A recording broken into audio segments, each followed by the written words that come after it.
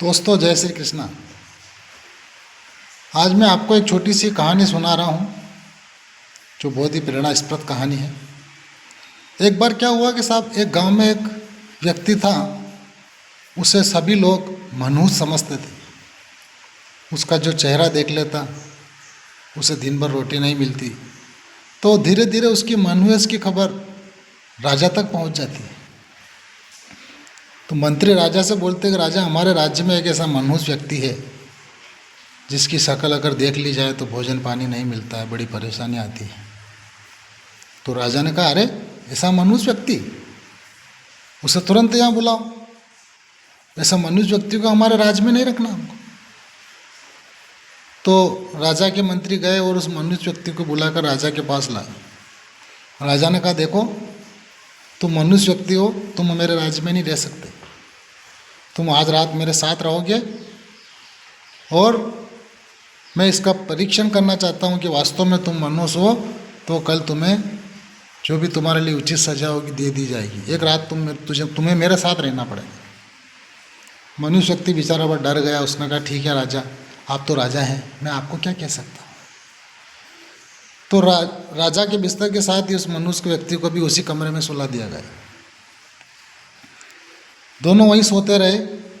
सुबह उठ के राजा ने उस मनुष्य व्यक्ति का चेहरा देख लिया और उस मनुष्य व्यक्ति ने भी राजा का चेहरा देखा और राजा को खबर आई कि उन्हें तुरंत ही बाहर जाना होगा। तो राजा ने कहा, ठीक है, अभी मुझे ज़रूरी कार्य से बाहर जाना है, मैं वहाँ से आकर तुम्हें उचित दंड दूंगा और मैं आजमाना चाहता हूँ कि तुम वाकई में मनुष्य हो। तो राजा उस व्यक्ति को वहीं छोड़कर जरूरी कार्य से चले गए।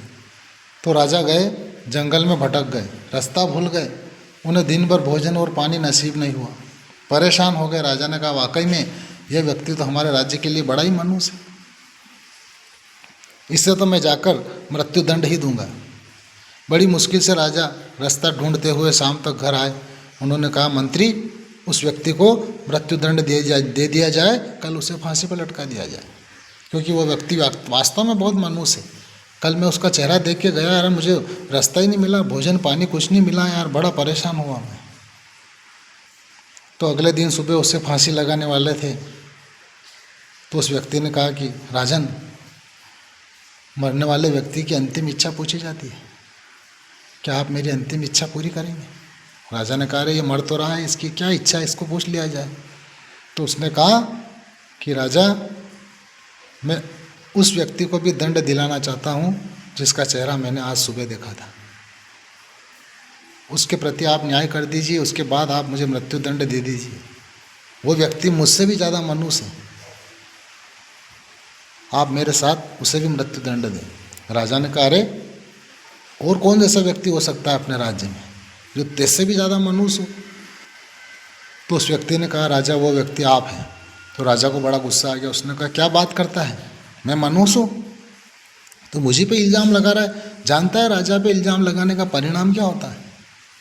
तो व्यक्ति बोला, हुजूर मुझे तो मृत्युदंड मिल ही चुका है, मुझे तो फांसी होने वाली है, मृत्युदंड से बड़ा दंड क्या हो सकता है? लेकिन आप इस बात पे गौर करना कि आपने उठ के मेरा मुंह देखा था और मैंने आपका मुंह देखा था। आपको तो भोजन पानी नसीब नहीं हुआ, लेकिन मैंने आपका मुंह देखा, मुझे तो मृत्युदंड मिल रहा है। तो आप मुझसे ज़्यादा मनुष्य हुए कि नहीं, इस बात पे ज़रूर विचार करना। तो राजा ने फांसी रुकवा दी और बोला, इस व्यक्ति की बात में बहुत गहराई है, वाकई इसने तो उठ के मेरा ही मुँह देखा था, तो इसे मृत्युदंड क्यों मिल रहा है? राजा ने उसका मृत्युदंड माफ़ कर दिया और राजा ने कहा कि जो कुछ होता है वो परमेश्वर की इच्छा कृपा से ही होता है, कोई व्यक्ति मनुष्य नहीं होता है। अपन जैसा कर्म करते हैं वैसे ही फल हमें मिलते हैं और उसे जीवन दान मिल गया था। आपको यह कहानी कैसी लगी दोस्तों? पसंद आए तो लाइक और शेयर ज़रूर करें। हर हर महादेव। जय श्री कृष्ण।